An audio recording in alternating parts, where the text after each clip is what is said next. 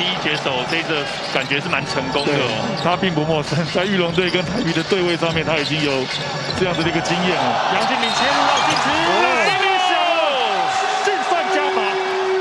哇，结果历史性的第一个2分啊，由阿美战士杨敬敏。不过富邦的退防也蛮快的，杨敬敏旱地拔头，连分有了。张宗宪在热身赛的最后一战呢，曾经3场攻下26分，在外围有杨敬敏。杰伦给到底角有杨敬敏，3分球又来一颗 ，on fire！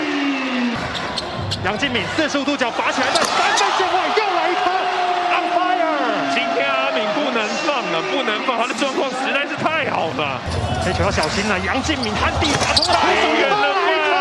哇，谁来阻止他？这球杨振彦抄掉，选择往后面交，杨敬敏飞身上来。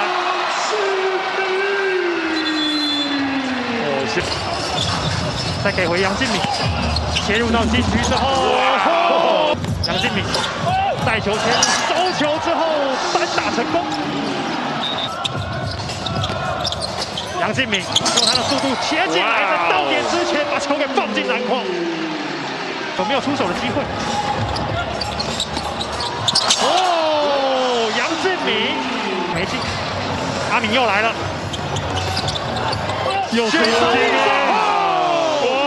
连续的得分。哇，球直接往前面送了，没有人了，非常轻松上篮得分。杨敬敏这次的 long rebound， 球救回来，底线。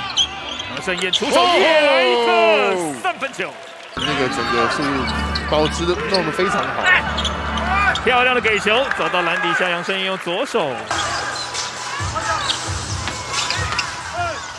靠的杨敬敏，终于，阿米也来一个了，来一个3分球，飞身向左手2分要到。哇！